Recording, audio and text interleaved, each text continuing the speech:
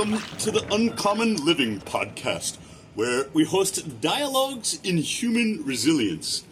I'm Thomas Seager. I'm an associate professor in the School of Sustainable Engineering at Arizona State University and the CEO of the Morozko Forge Ice Bath Company. My guest today is BYU biology professor Prof Reynolds, who's an expert in something that is aging you and increasing your risk of heart disease that you may have never heard about. It's glycation. And Paul explained to me the mechanism by which insulin resistance leads to an increased risk of cardiovascular disease. It's not the cholesterol itself, it's the glycation of the cholesterol that causes the problem. Paul Reynolds, you are one of the world's foremost experts on a thing that almost no one has ever heard of. Will you teach our audience what is glycation? Absolutely. Tom, great to be here with you.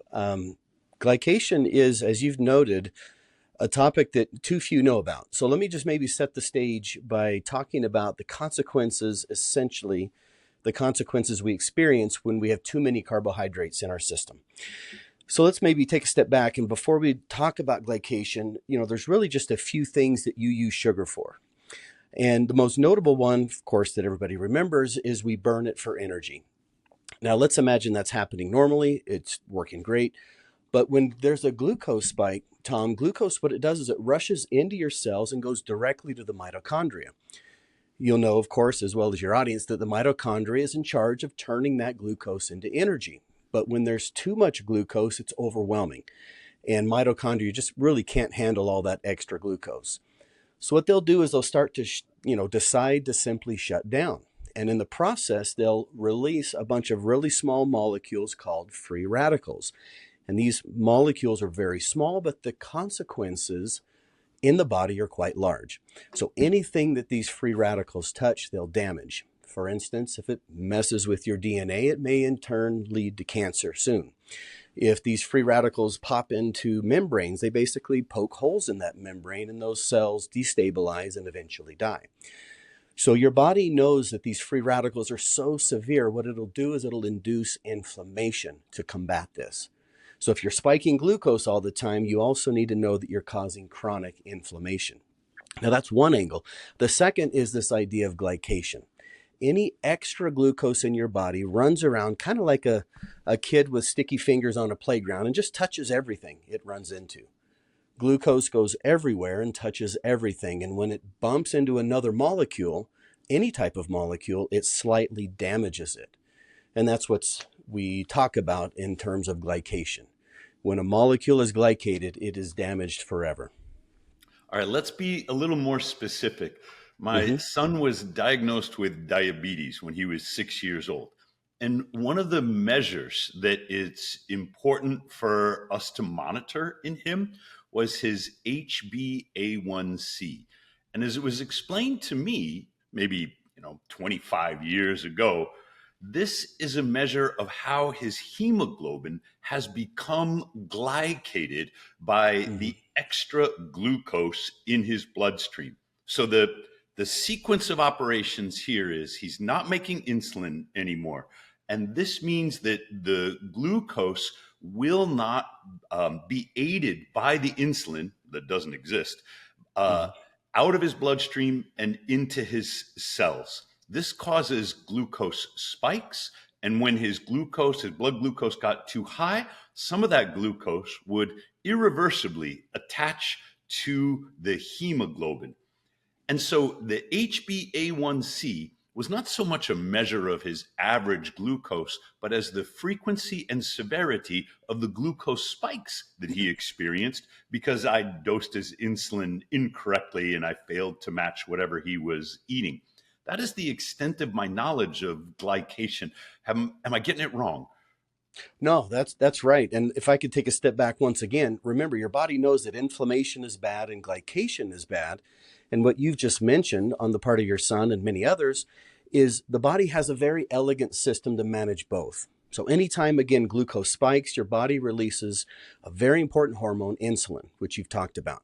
And as you know, insulin's job is to take all that extra glucose and store it away so it doesn't cause that inflammation or glycation. And where does the body put it? Well, insulin puts it into your liver and into your muscles. And when those are seemingly full, it hides it away in an additional cell type, fat cells. And that's why we gain weight. All this to say that weight gain is actually a protective mechanism, annoyingly. Your body uses this to hide the problems of glucose spikes in terms of inflammation and glycation. So back to your question about hemoglobin. Everybody knows that hemoglobin's most famous job is to carry oxygen throughout the body.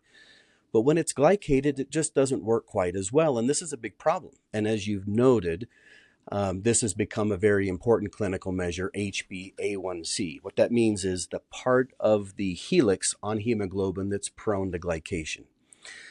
Now, as you've suggested, Tom, this unfortunately is not really the measure, the total measure of the glycation burden, but it's rather a proxy measure, meaning it's easy to detect glycation in the hemoglobin. That's why it's become such a prominent clinical test, but it's harder to detect glycation in the brain and the kidney and lots of other tissues we could talk about in a moment. Remember, glycation is always going to be occurring. There's always a low level of glycation, even when blood glucose is normal, for instance, while you're fasting even or sleeping. But this measure, which suggests the percentage of hemoglobin that's glycated, has now led us to this kind of threshold of 5.7%. You've heard of that. That's kind of where we are diagnosed as having pre-diabetes. But it's really important, Tom, that we're not content there. Let's say you go to the doctor and they say, hey, you're at 5.7. What is the doctor likely to say? He'll say maybe something like, let's keep an eye on it. Let's track it over time. Let's monitor it as best we can. But what the doctor will rarely say is that at 5.7, these are metadata analyses, at 5.7%, you're 300% more likely to die of cardiac arrest than at 5.0%. Keep in mind, you're not just glycating hemoglobin, all the proteins. 300, to clarify, because we're doing math now, 300% means 4 times as likely. That's right. Yep. And again, metadata analyses show that if you look at folks that have died of heart attack, they're 4 times more likely to have done so with a 5.7 A1C level compared to 5.0. Okay, these are associations. A 5.7 indicates that the hemoglobin is glycated at a higher rate because you're experiencing either frequent or severe blood glucose spikes. But Correct. What's wrong with glycating hemoglobin? So what? It's got a little glucose molecule attached to it. What's the big deal? You're exactly right. I don't think it is a huge deal because we're going to constantly recycle hemoglobin. And there's a way to get around an excessively high A1C level by allowing red blood cells to live longer. It's not their fault they're much healthier than maybe a counterpart's RBCs. So it is really just one measure.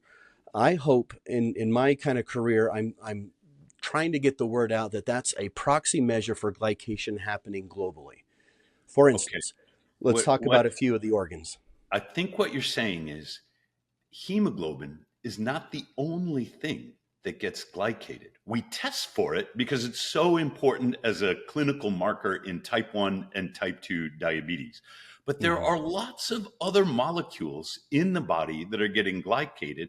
And what you haven't come right out and said, but I suspect, is that after the glucose attaches itself to one of these molecules, a protein perhaps, it no longer functions in the body. Now you have this protein, or in this example, hemoglobin, that is glycated and becomes, it loses its purpose, it loses its function, it no longer works because of the glucose that is attached to it, and you have to wait for the body to metabolize it and replace it with a new hemoglobin molecule. Am I getting that right? No, that's right. The slight caveat might be the function of the protein may not be completely lost. It just doesn't work as well.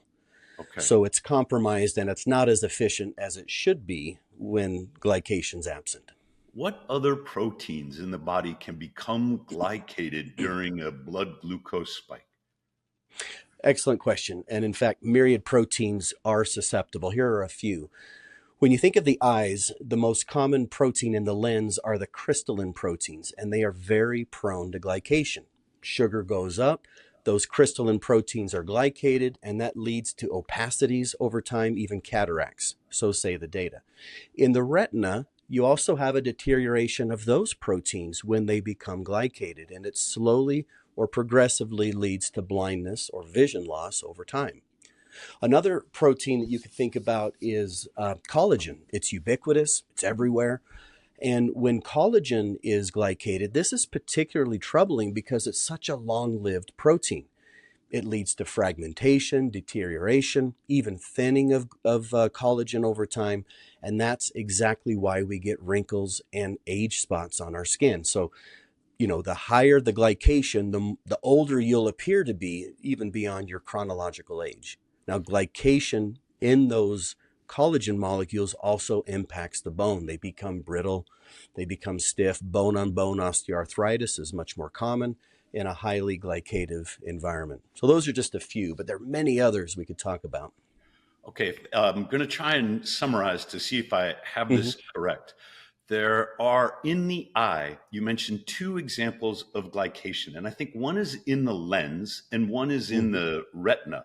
When the proteins in the lens become glycated, they lose at least a portion of their functionality. When the Mm-hmm. proteins in the retina become glycated, they lose a portion of their functionality.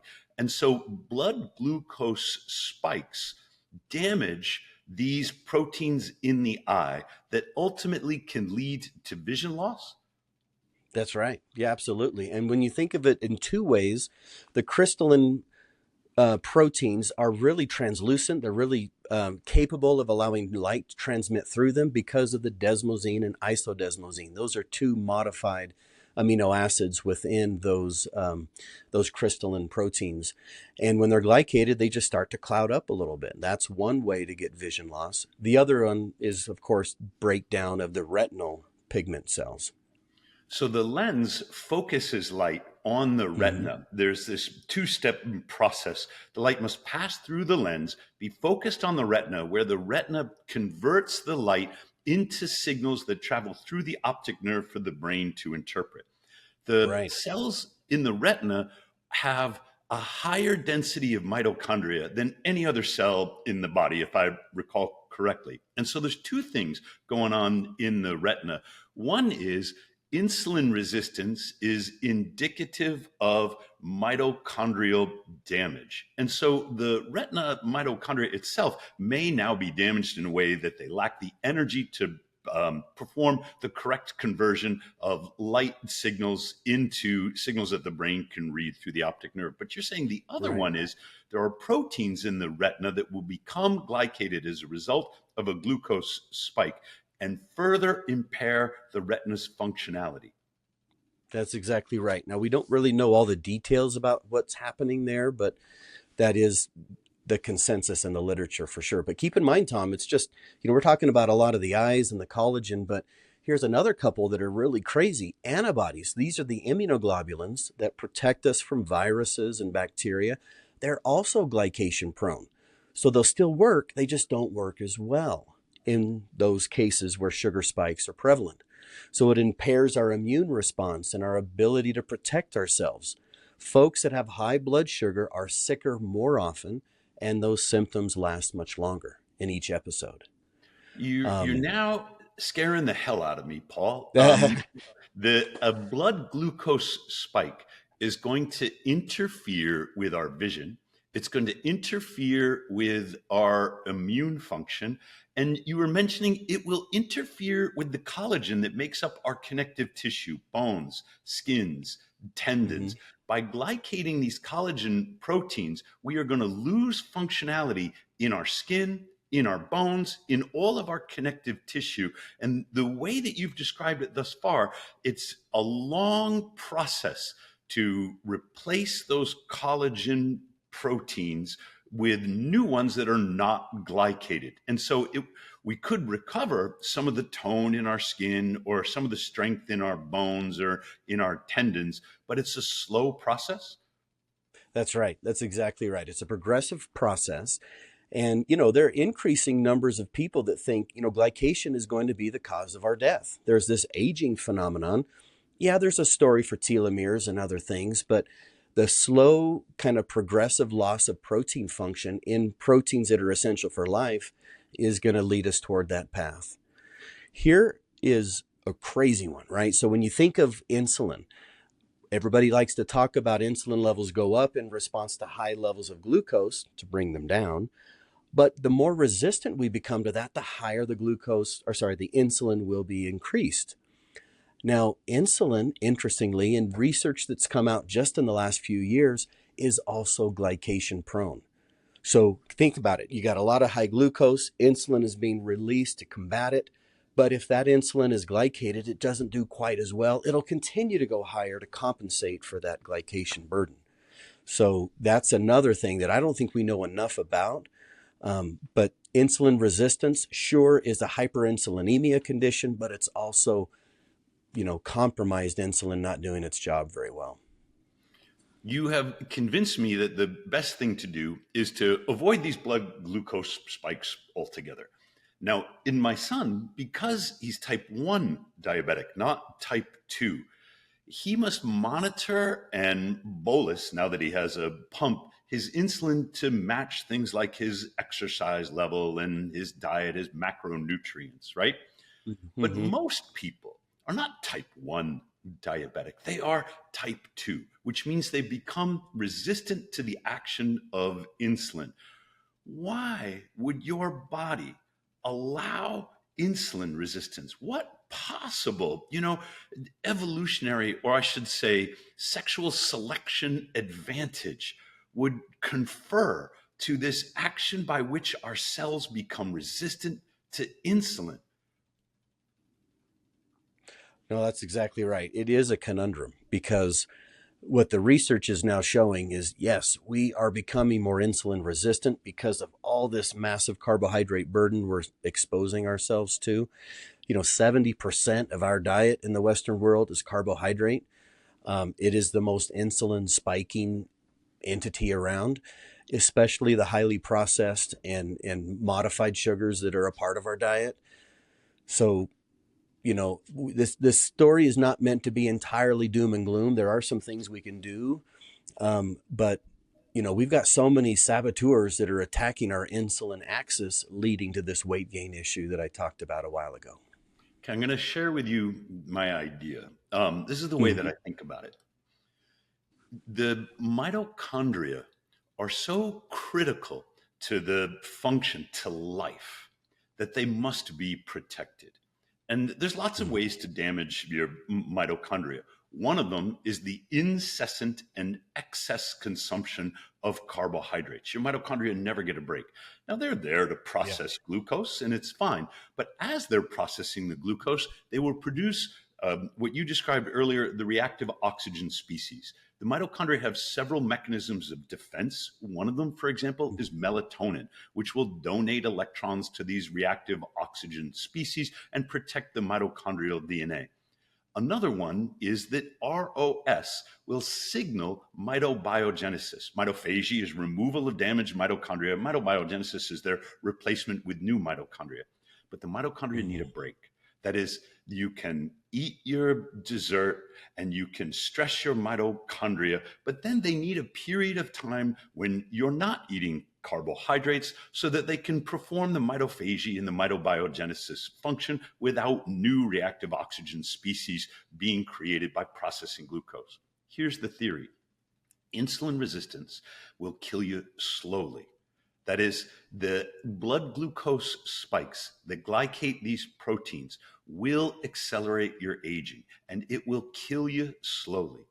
But if we did not become insulin resistant and we allowed we forced the mitochondria to continue to process the excess glucose in your bloodstream at a pace that leads to their further damage, it's going to kill you fast. If I'm correct, Insulin resistance is the body's mechanism of protecting the mitochondria, that is, choosing the slow death rather than the fast. And that would lead us to the conclusion that the worst thing you can do for a type 2 diabetic is put them on insulin. What's your reaction? That's I think that's spot on, Tom. I think that's spot on. And I think we as a discipline do not talk about the role that mitochondria have in the progression and severity of diabetic complications. As you've mentioned, mitochondria are susceptible to blood sugar spikes. When blood sugar spikes, these excursions that we try to avoid, mitochondria will get overwhelmed. They just don't work as well as they used to. They produce excess ROS, as you've mentioned, reactive oxygen species, and that leads to oxidative stress, more glycation, it's a breeding ground for that, and eventually this idea of mitochondrial fatigue. But what I've been impressed with is the more I've gotten to know you and your story, this cold immersion idea keeps cropping up in this story of maintaining mitochondria effectively. Cold immersion can flip that dynamic. In this case, as you and your listeners know, it is a brief, healthy stress that kind of wakes up the mitochondria. In my opinion, correct me if I'm wrong on that, but that sudden temperature drop activates stress resilience pathways. Some of those are like AMPK, PGC1 alpha, there are several of them, but these resilience pathways stimulate mitochondria biogenesis and then the process improve their efficiency. So I think with this cold immersion idea, tempering this glucose excursion that we often go on, it'll basically boost the number and efficiency of our mitochondria, helping them handle energy and oxidative stress better. You can't get away from oxidative stress. We are terrestrial organisms. We breathe oxygen. So we have it, but we can handle it much better. So in a way, I think cold immersion helps break that cycle between sugar excursions, glycation, and inflammation. I think it teaches our cells how to stay resilient under pressure. I agree. There are several things that happen when you get into the cold water. If you have no brown fat, it's okay. Muscle shivering is very efficient for clearing glucose from the bloodstream, and you will maintain. We have good continuous glucose monitoring data on people who cold plunge. You will maintain a low blood glucose state for hours after your cold plunge.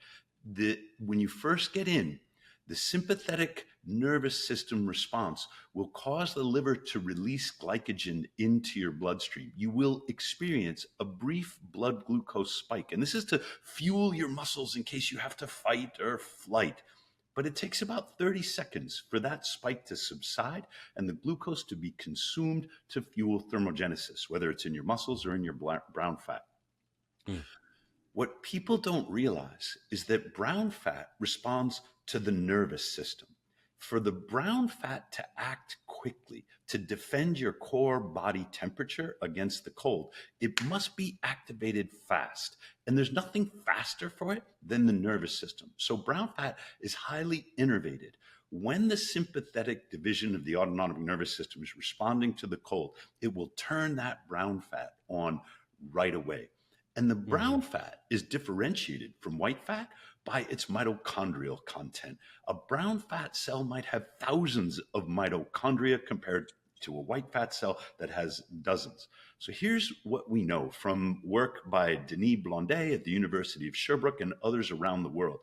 Although you go back 15 years, medical doctors thought there was no such thing as brown fat, where now you can get a dissertation in brown fat, at least in adult human beings. It used to be that we believed brown fat only existed in rodents and infants. But now we know that adults who are exposed to the cold on a regular basis will either maintain or recruit brown fat.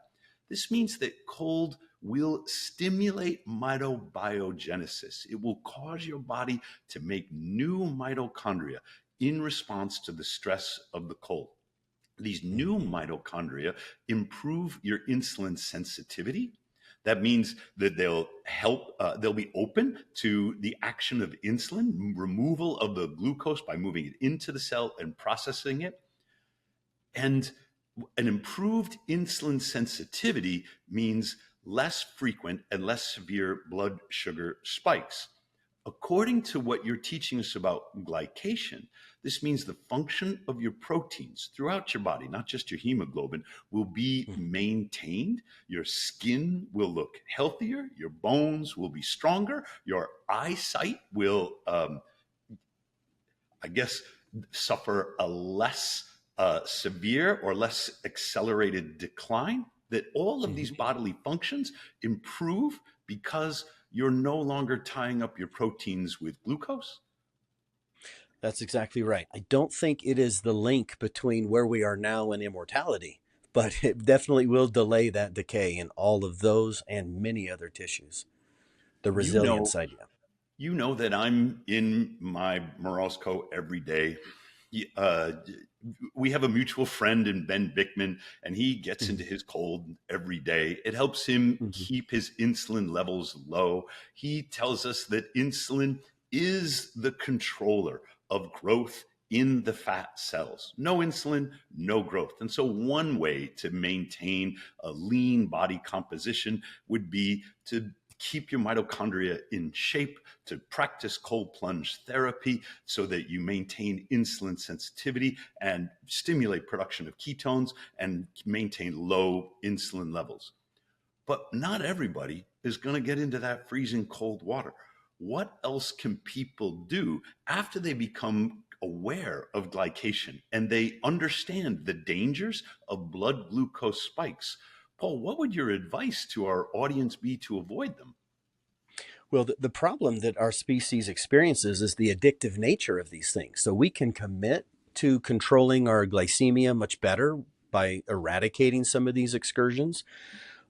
But it's a challenge. So what I like to do is propose this kind of new idea. It's very basic, but this blood glucose balance rule, right? So what I mean by that is we can eat whatever we want, but if you can track your blood glucose levels and not have those excursions, you're on the right track. Here's an example.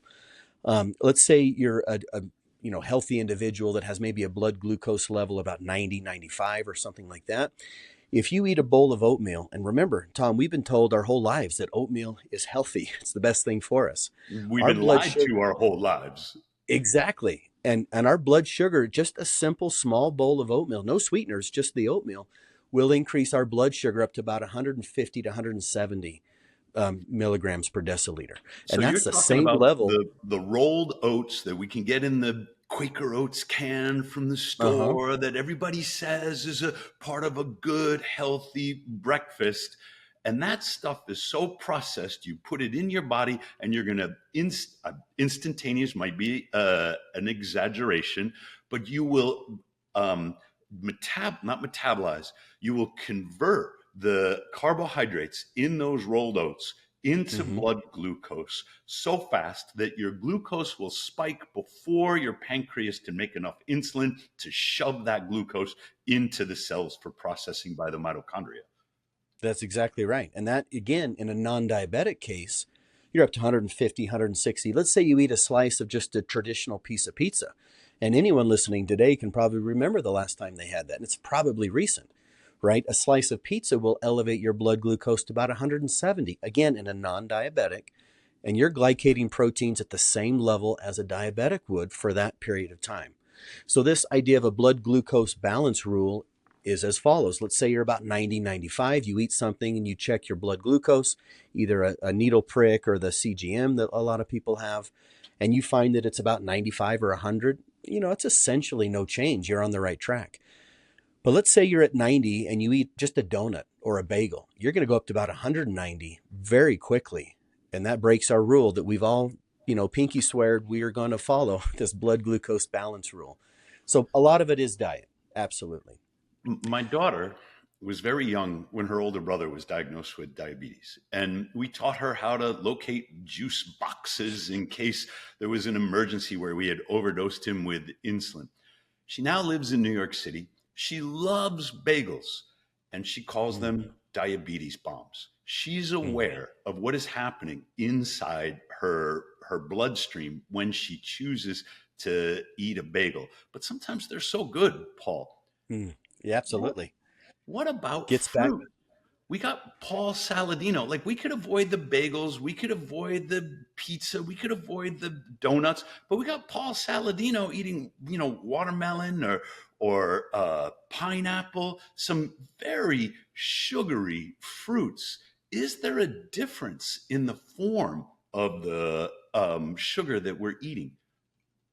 Yeah, there is. And, I'm not going to sit here and advocate that we just can't eat all these good foods that we think about when we are in our weakness. That's not really the case. What is at issue is the overwhelming consistency of that glucose burden. So you wake up, you have a big carb heavy breakfast, you have your midday snack or your mid morning snack, you have a big carb heavy, let's have a big bowl of spaghetti or something for lunch, a pizza maybe. You're spiking it once again. Don't forget about those afternoon snacks to get us through a big carb heavy dinner. And then we're snacking with a bag of chips, watching Netflix all night. So we can eat sugar rich foods, including the natural sugars we find in fruits. Let's just not overwhelm the system chronically like we are, more prone to do. Okay. I got to ask you something that I'm confused about. In Mm. fruit, the dominant form of sugar is fructose, whereas in these flours that you're talking about, oatmeal, in the cereals that we've been eating, um, it's not necessarily fructose like we would find in the fruit. It could be, Hmm. there's so many different forms of sugar. Table sugar, for example, is predominantly sucrose, but not entirely. What difference does the form of sugar make when you are digesting it and then converting it or putting it into your bloodstream? Is there a difference between the fructose, the dextrose, the lactose, the sucrose, all the different forms that we might be eating? Yeah, but thematically, they're very similar. They might have a slightly different glycative outcome, but they all cause glycation. All of those sugars are what's called reducing sugars. So, what happens, these sugars become linearized in nature, and that frees up an amino group on the protein with the carbonyl on the sugar. And that's where glycation stickiness in a non enzymatic way will happen. So we will convert fructose often into glucose. Galactose is also proglycative. All of these sugars do that. Again, the name of the game is how often and how chronically are we overwhelming the system. We can go up on a meal, but let's come back down quickly without the drought that leads to hunger to cause more snacks. Our ancient ancestors, regardless of our understanding of keto and its benefits for the brain when there are ketones flowing through our bloodstream, it's not like my grandmother would turn down blueberries in the summertime. Like, there's Correct. no intuitive wiring that must be overridden to avoid cherries or peaches or apples in the fall. Now, you can argue about the extent to which apples, for example, have been hybridized, or the oranges that we eat have been modified to remove their seeds, and so that they bear no resemblance to whatever my grandmother might have had available. But that argument to me is not so convincing that we should avoid fruit in the late summer and early fall when it is abundant. But if I recall correctly, I read something in Casey and Callie Mean's book that said when you eat the fruit in the form of fructose, it doesn't sate your appetite. You can eat more and you can eat Mhm. more. And I might be misattributing, but if I remember their rationale, it was there are some mammals that are preparing for hibernation. They're eating as much fruit as they can, packing it in so that they can build layers of fat. A bear, for example, will never be full by eating fruit so that it can be ready to hibernate during the winter when it's going to just be living off of its fat. And the Mhm. analogy they made was that human appetite is wired in a similar way, that we will eat fruit, fruit, fruit without ever getting hungry so that we can, in the summer, so that we can prepare ourselves for a winter of near starvation. The difference is We don't experience that.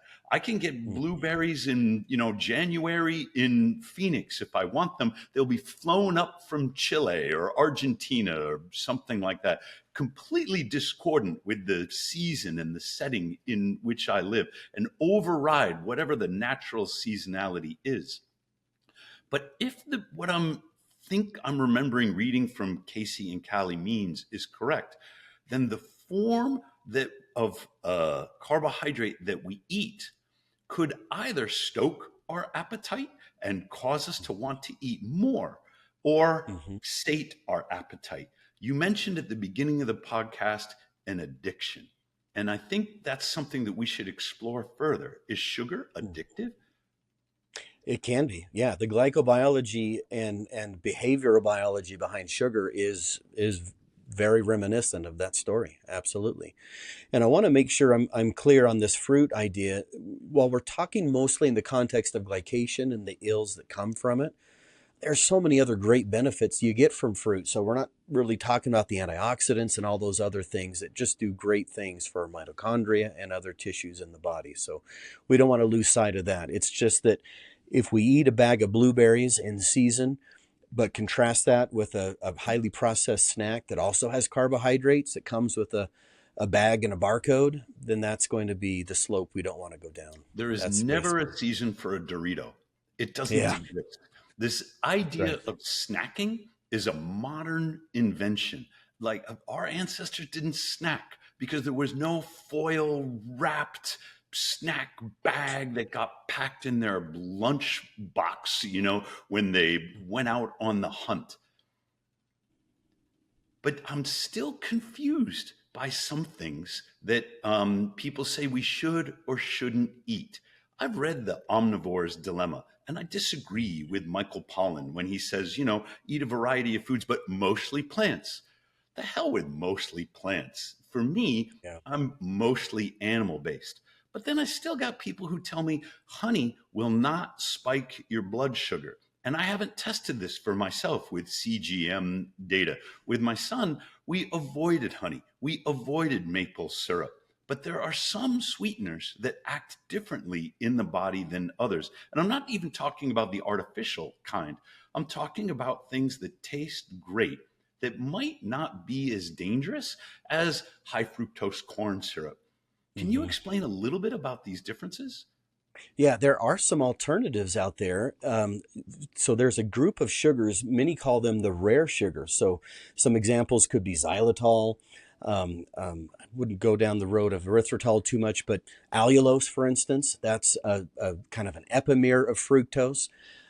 These are known to not be glycation causing because they're just not the reducing type of sugar that is the fructose and glucose.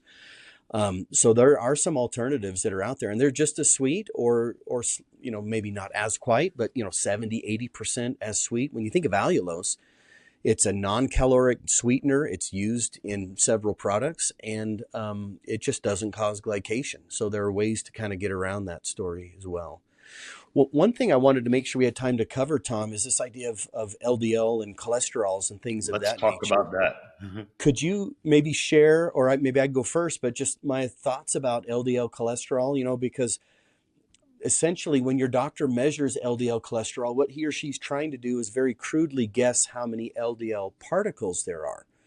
And this cholesterol is really nothing more than an indirect marker for those really small particles. It's unreliable, however, and I think antiquated, as many do now believe as well. It's not very accurate.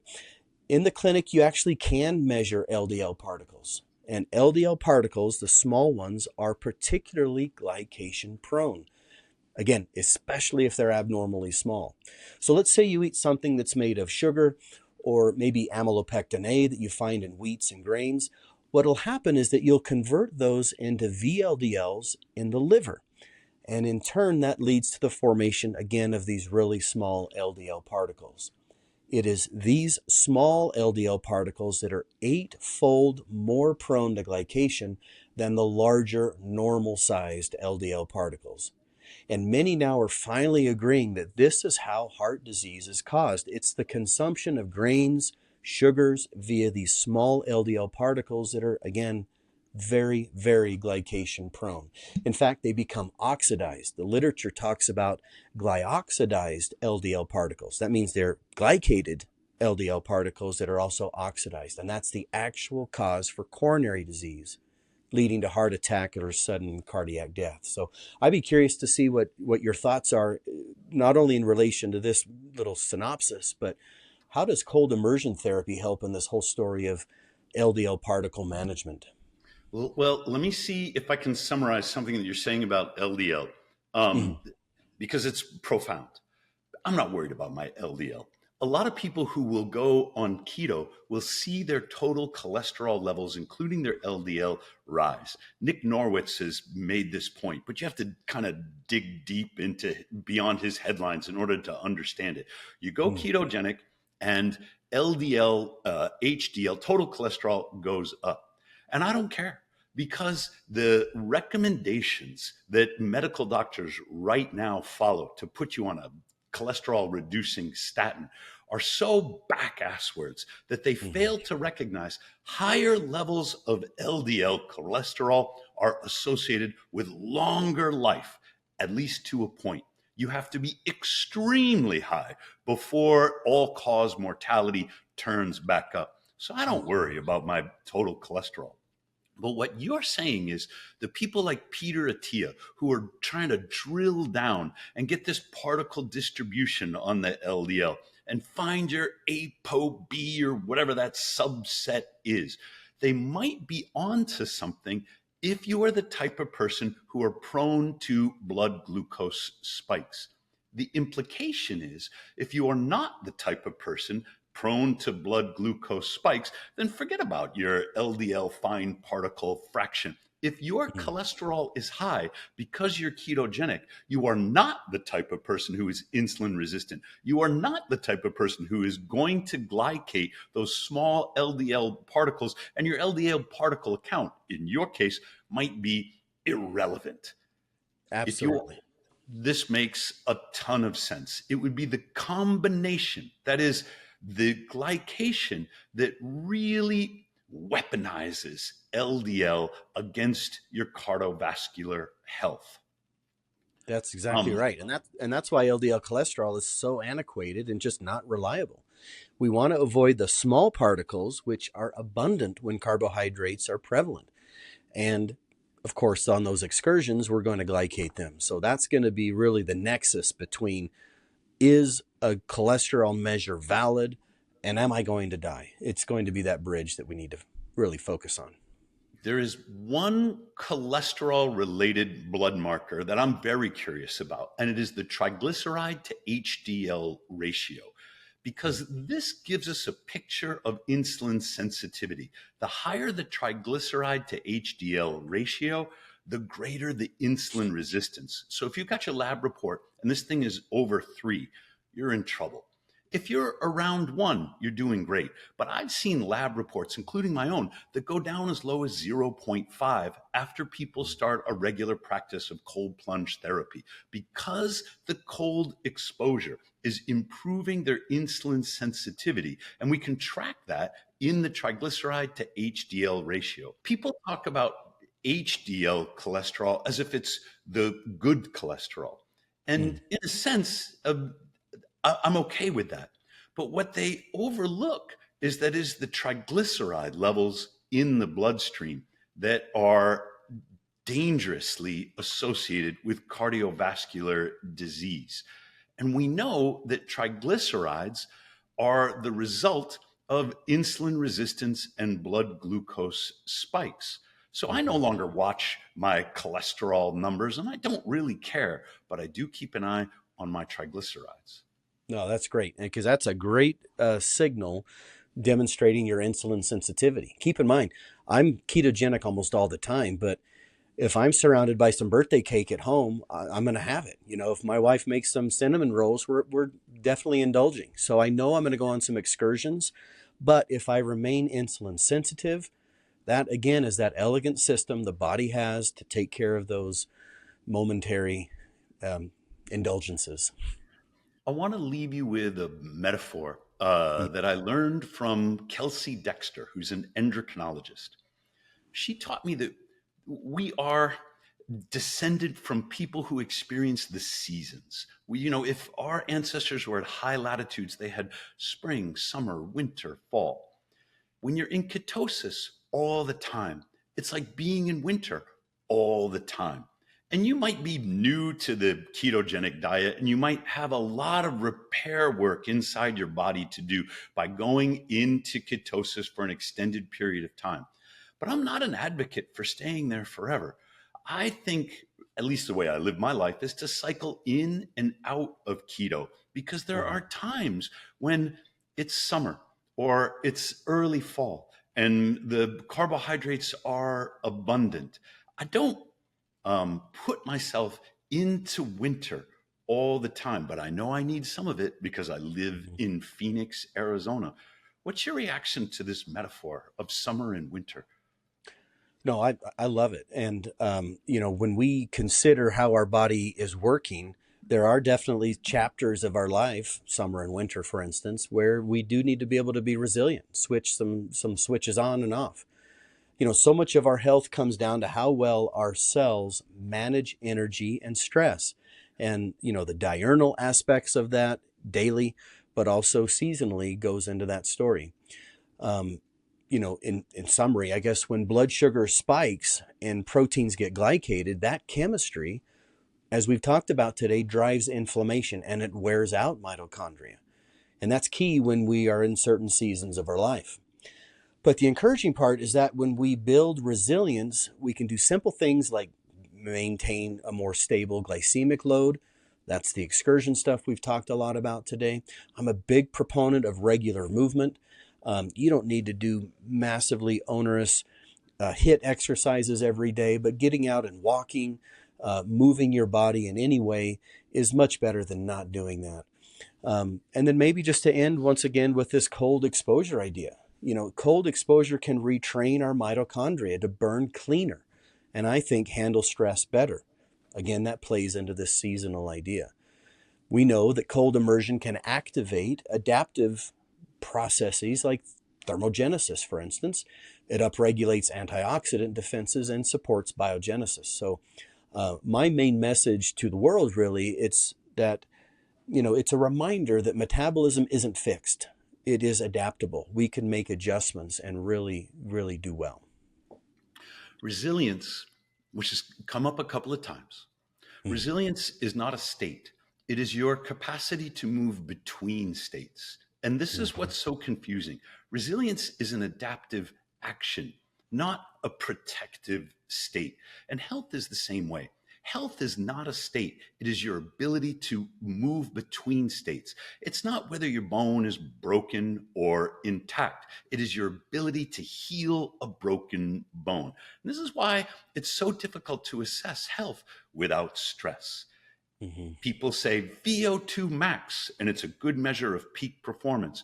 But I'm not about to do the Tour de France. What's more interesting to me than VO2 max is how quickly my heart rate will come back down to resting after I just finished my VO2 max test.